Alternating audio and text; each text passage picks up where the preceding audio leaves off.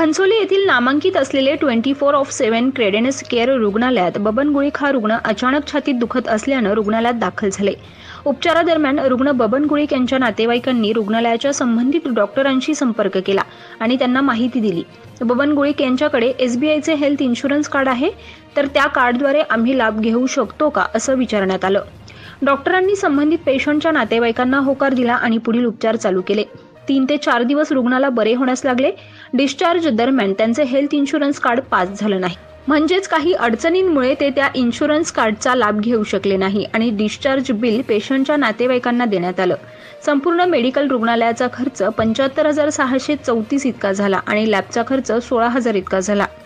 रुग्णाला बिल पाहून ते कसं भरू असा विचार आला आणि त्याने कोकण संध्याचे प्रतिनिधी श्री सनील दादासाहेब कदम यांना सांगितली।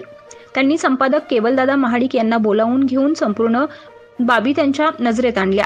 संपादक केवलदादा महाडिक, प्रतिनिधी सनील कदम तसेच स्थानिक समाजसेविका रेखाताई म्हात्रे आणि त्यांचे सहकारी हरीशदादा पाटील यांनी संबंधित डॉक्टरांची प्रत्यक्ष भेट घेऊन आणि पेशंटची खरी परिस्थिती पाहून हतबल झालेल्या पेशंटला मानसिक धीर देऊन बिलामध्ये पेशंटला सोयीस्कर असा डिस्काउंट मिळवून दिला आणि रुग्णाला डिस्चार्ज करण्यात आले।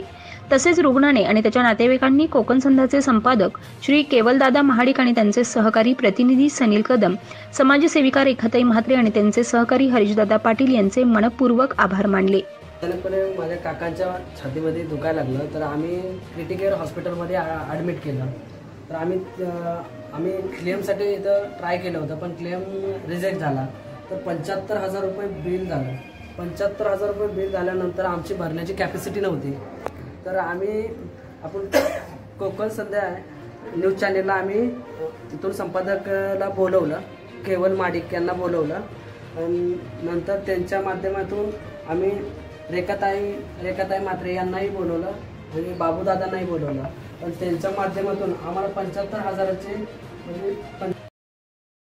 पनवेल, नवी मुंबई आणि रायगड जिल्ह्यातील ताज्या बातम्या आणि नवीन घडामोडी पाहण्यासाठी सबस्क्राइब करा कोकण संध्या न्यूज चॅनल आणि दाबा बेल आयकॉन।